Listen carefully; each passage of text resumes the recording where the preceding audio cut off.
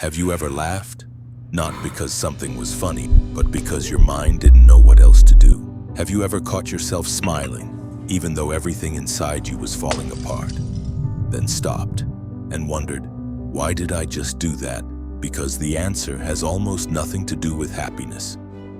In fact, psychologists have spent decades trying to understand why the brain does this, and that search leads us to one of fiction's most disturbing characters. And that's where this story takes an unexpected turn. Because there is one character who didn't just experience this psychological response, he built an entire philosophy around it.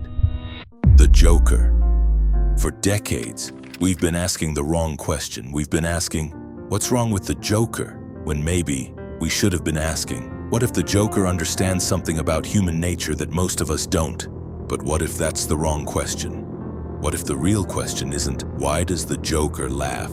But, why do humans laugh in moments of unbearable pain? Because if psychology can answer that, it might reveal something far more disturbing than the Joker himself. It might reveal how every one of us responds when life gives us our own one bad day. So today, we're not just exploring the psychology of the Joker, we're exploring one of the darkest questions in human behavior. Can one terrible day really change who you are? Or has the Joker misunderstood the human mind all along? Before we can understand the Joker, we have to understand ourselves. Think about the last time someone asked you, "Are you okay?" Chances are, you smiled and said, "Yeah, I'm fine," even if you weren't. We do this every day. Every single day, millions of people leave their homes wearing something invisible. Not a suit, not a uniform, a mask. One that says, "I'm okay," even when they aren't.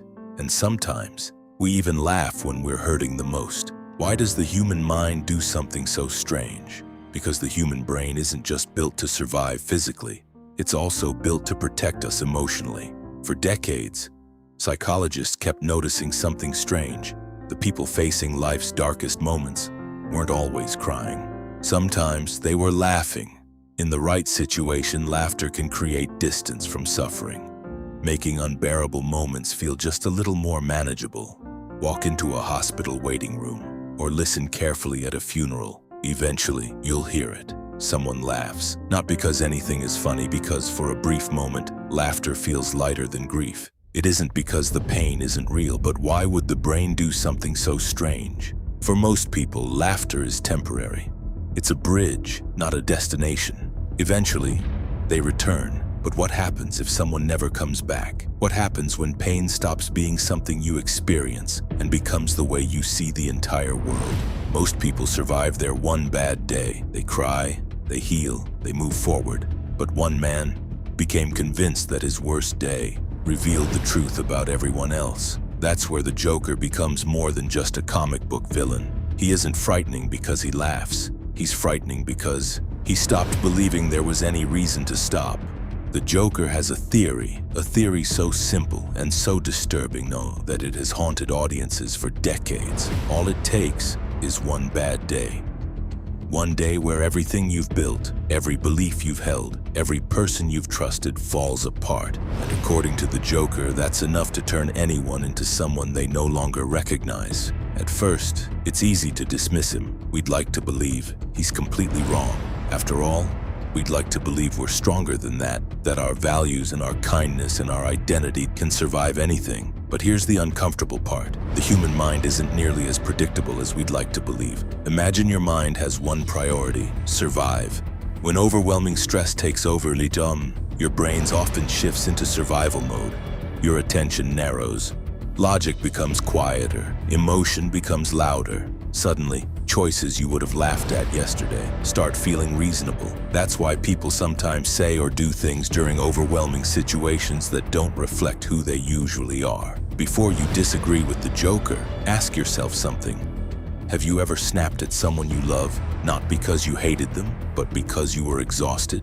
Have you ever made a decision you regretted, simply because your emotions were louder than your logic? And that's exactly why the Joker's theory is so dangerous. You don't need to become the Joker known to understand what he's talking about. The question isn't whether pain changes people. It does. The real question is how long it keeps changing them. The difference is, most people eventually find their way back. The Joker never wanted to. That's why the Joker never cared about money or power. He wanted something much more valuable. In The Dark Knight, he doesn't just rob banks or create explosions, he designs psychological experiments. He pushes ordinary people toward impossible choices. The Two Fairies. Harvey Dent wasn't just another victim, he was an experiment. Batman wasn't an enemy, he was a hypothesis. Joker is not trying to prove that people are evil.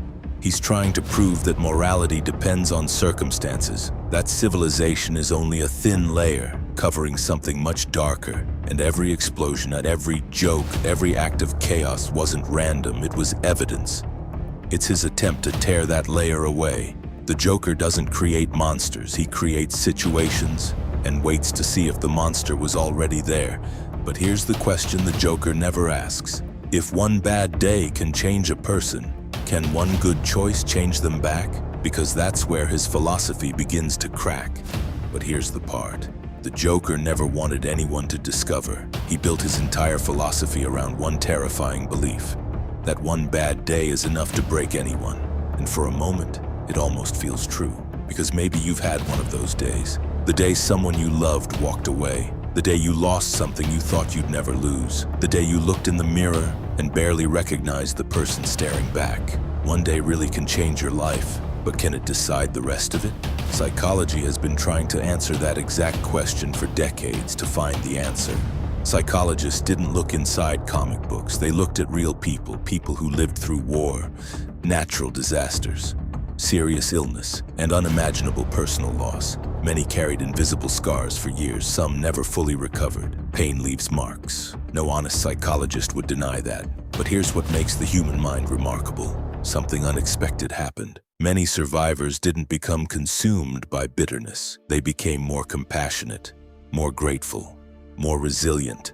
Not because suffering is beautiful, and certainly not because trauma is a gift, but because the human mind has an extraordinary ability to adapt, rebuild, and search for meaning, even after experiences that seem impossible to survive. Psychology has a word for this: resilience.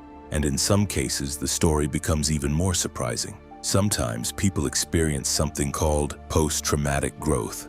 After profound hardship, some individuals develop stronger relationships, a deeper appreciation for life, or a clearer sense of purpose. Not everyone experiences this. There is no guarantee, but the possibility itself is enough to challenge everything the Joker believes, because if one bad day can change a person, then maybe one good decision can begin changing them back. And that's exactly where Batman enters the story. And nowhere is this difference more visible than in Gotham itself. Both Batman and the Joker were shaped by pain. Both looked into darkness. Both watched their worlds fall apart. But they asked different questions. The Joker asked, "If the world is cruel, why should I care?" Batman asked, "If the world is cruel, who else might need someone to care?" Same suffering, different meaning, different future. Maybe we've misunderstood their battle all along. It was never hero versus villain, order versus chaos, but two completely different answers to the same question. What do you become after your worst day? And maybe that's why the Joker continues to fascinate us decades later, not because we see ourselves in his violence, but because we recognize the feeling that came before it. We've all had moments when giving up felt easier than trying again, moments when the future looked empty, moments when laughter felt easier than admitting we were falling apart. But those moments are not your identity. They are moments. Your worst day can change the way you see the world. It can leave scars that stay with you for years. It can shake your beliefs, your confidence, even your sense of who you are. But it doesn't get the final vote. That choice belongs to every decision you make afterward. Maybe the Joker's greatest mistake wasn't believing people can break. Psychology tells us they can. Psychology doesn't promise that pain will make you stronger. It simply shows that pain doesn't get to make the choice for you. Joker's greatest mistake was believing broken people can never rebuild. Maybe that's why the Joker laughs. He forgot there was another way to respond. We've all heard a quieter version of it inside ourselves. The difference is that most people eventually remember something the Joker forgot. Maybe that's why the Joker never stopped laughing, because he stopped believing there was another ending. Pain can change your story, but it doesn't have to write the ending. So was the Joker right? Not entirely. He's right that a single day can change a person. Real life shows us that overwhelming stress can reshape the way we think, feel, and behave. But where he was wrong was believing that change only moves in one direction. Because human beings don't just have the capacity to break, we also have the capacity to heal, to adapt, to rebuild, to find meaning in places we never expected. The Joker saw pain as proof that life was meaningless. Batman saw pain as a reason to give life meaning. Neither escaped suffering, but only one refused to let suffering become his identity. And maybe that's the real lesson hidden beneath the makeup, the scars, and the laughter. None of us gets to choose whether that day arrives. Some will lose people they love.